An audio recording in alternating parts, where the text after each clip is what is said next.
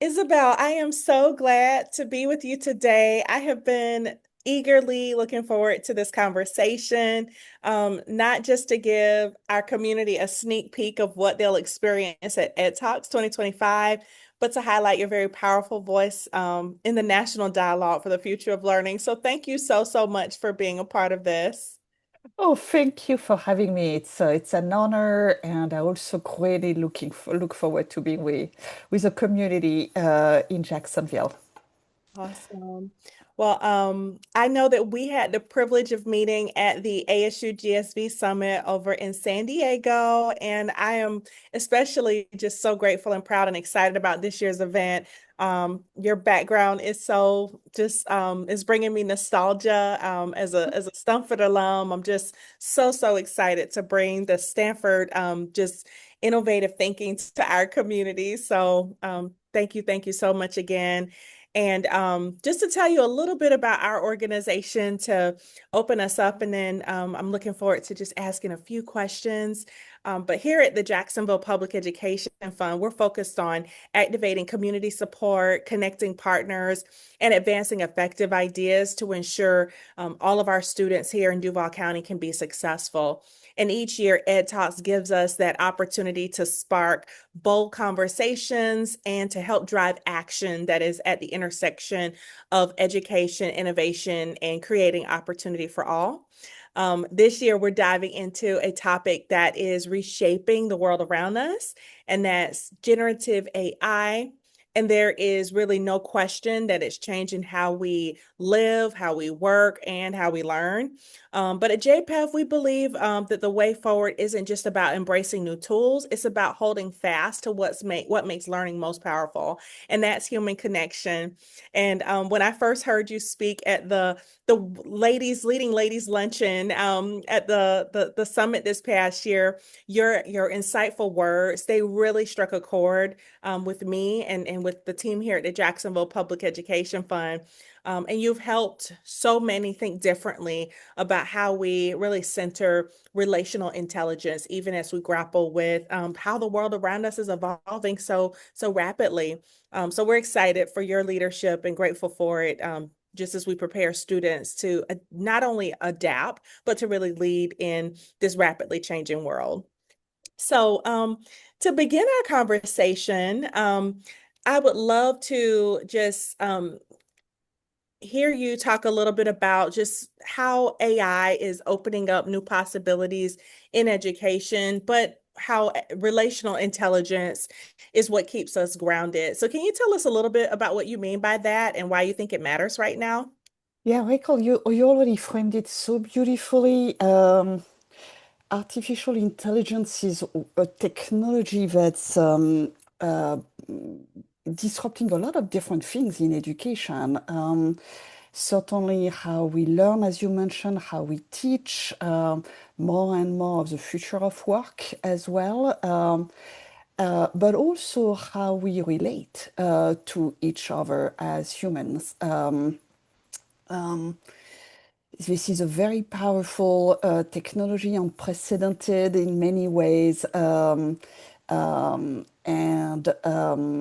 with a lot of opening a lot of possibilities that we have never seen in education, but also carrying obviously a lot of meaningful risks and concerns that many of us are thinking through, and which I look forward to exchanges and getting your thoughts, Michael, as in Jacksonville on this.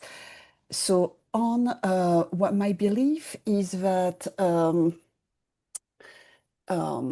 the concepts of human intelligence that we've had and that we have anchored on for hundreds of years, which was largely cognitive based, IQ, Mhm.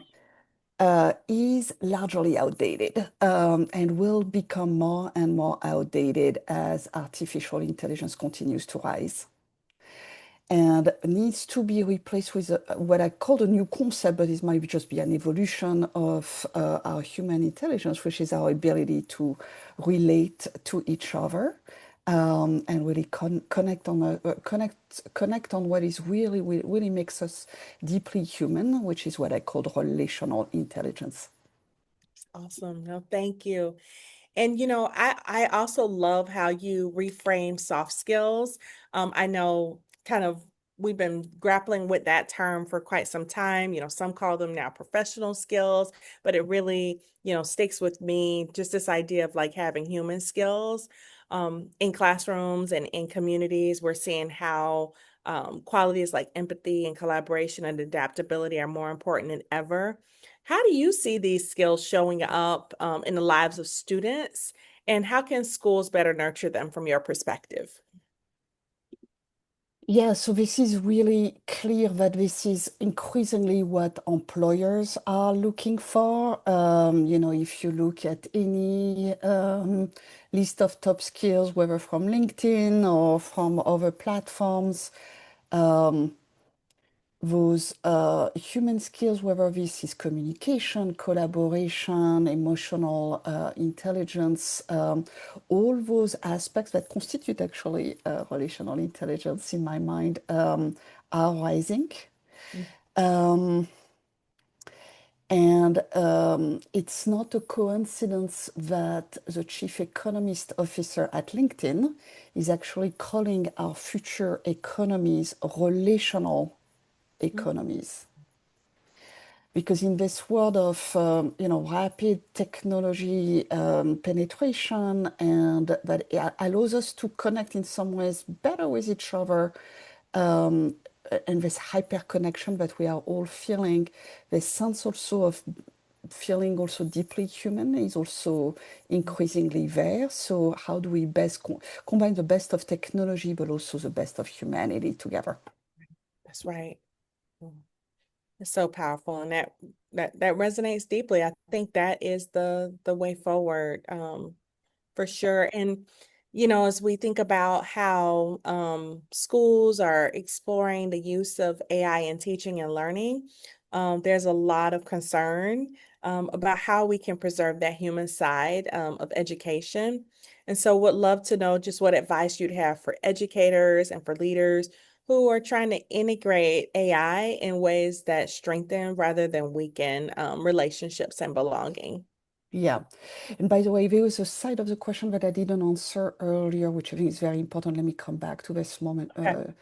which is how do schools then adapt? I think that schools are already adapting.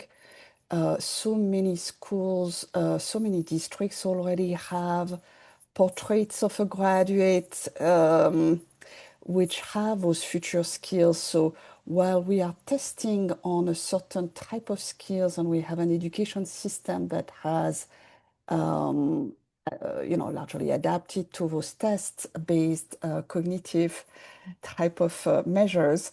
I Mhm. think the systems are already like people, leaders and teachers and educators in those systems are already adapting, That's are right. already saying, yeah, what does it mean to be a global citizen? What does it mean to be a great communicator? And teachers are not waiting. They are already applying a lot of those skills in their classrooms.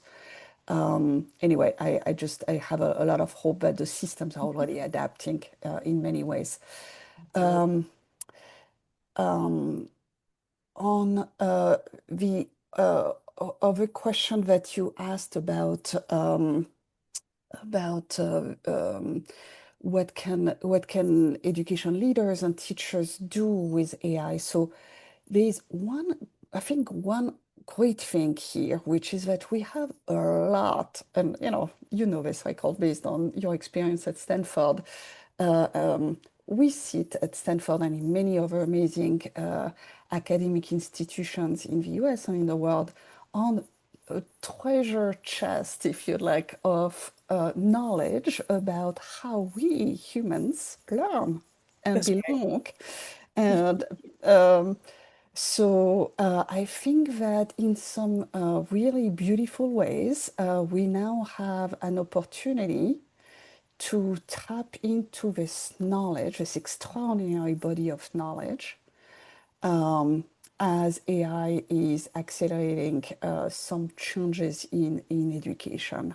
So right. I'm hopeful that while we have this shift that's driven by this technology change, we can actually maybe go back to learning science principles and say, how do we apply them now that we have this technology, and maybe apply them better than we have ever done before.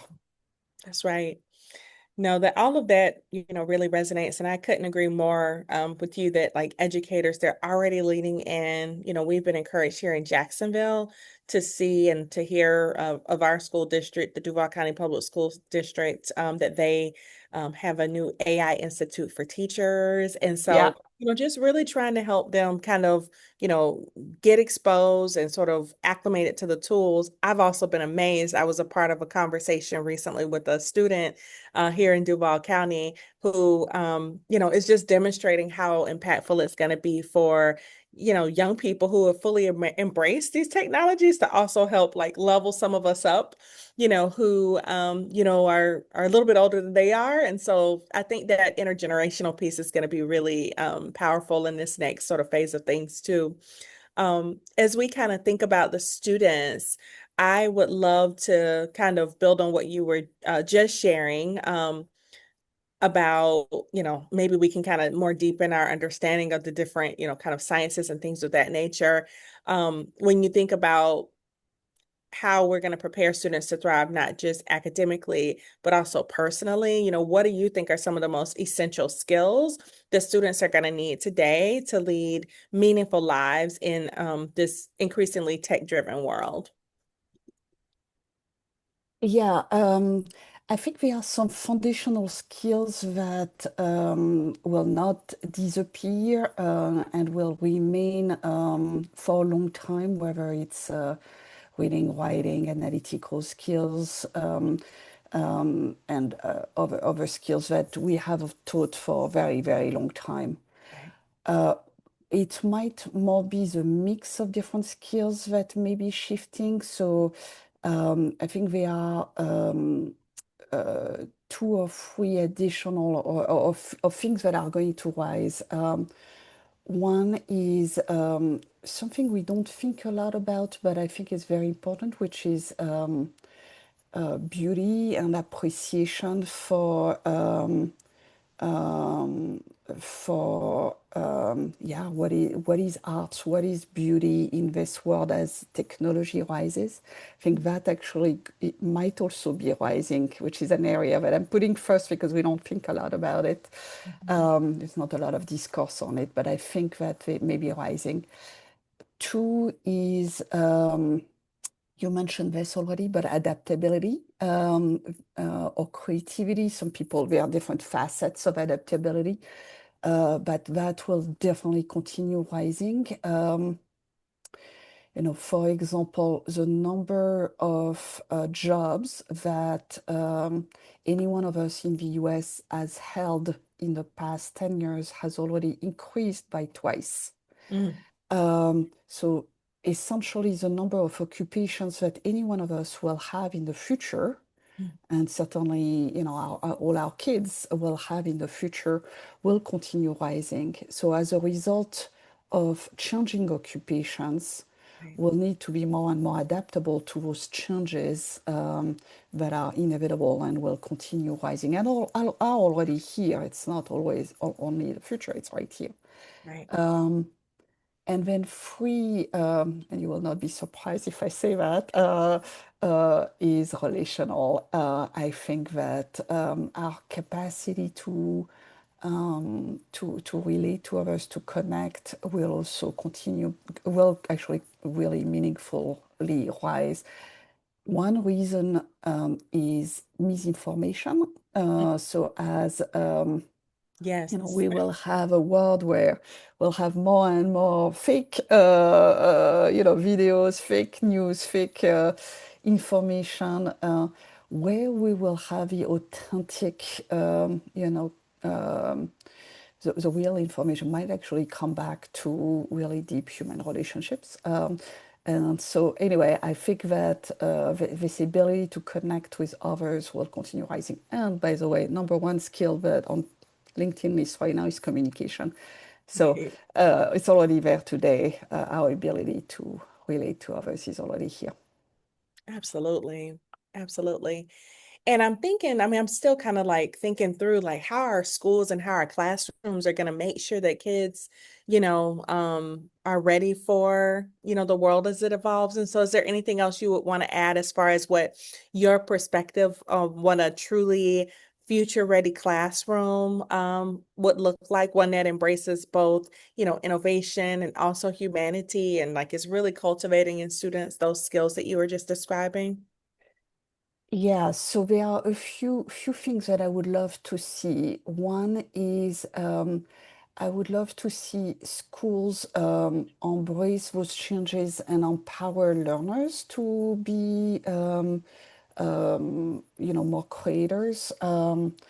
So one example of this that we have built at Stanford University, but by the way, is already being replicated in districts, including one in Florida, nearby you, in Broward County, Mm, is what we call the AI Tinkery. So the concept is we have had in many school settings some makeries mm, over time, these places where people can, young people and adults, by the way, can come and play with artifacts and crafts. Um, mm, what if we had, and so we have built this little space, physical space at the Graduate School of Education where people can come and tinker, so yes. play with AI tools. And it's very community driven. So we have students that we pay small stipends to lead different workshops and drive topics that they might be of interest, most of interest to them. And as in doing so, we are engaging with a large community of college students and increasingly scholars and community outside of Stanford to literally just test and try and play with AI tools for their own, goals. There is no particular goal outside of trying those tools. Um, and so that is just an example of how we can not only build human connections because people meet in person and connect through these experiences and communities of practice, but also embracing the notion that there is change, but people can learn about those changes together from each other in a very creative way. Mm.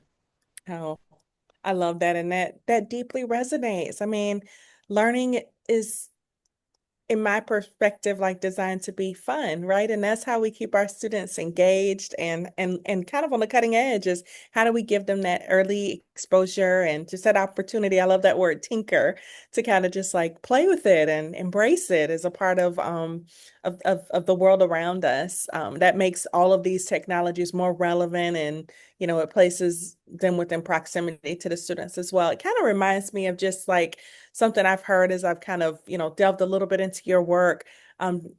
The kind of final thing I wanted to ask you about is just like your emphasis on joy and wonder in learning. And, in the fast-paced world and high-pressure environments that we find ourselves in today, you know, is there anything else you want to add as far as like how we can protect that spark for both students and teachers? Yeah, I was just, I was, well, I will share an experience that I had yesterday, which I thought was really interesting. I was attending some final papers presentation from our Masters in International Comparable Studies. Mm, And one of the students presented on, the big problem that we have right now of chronic absenteeism.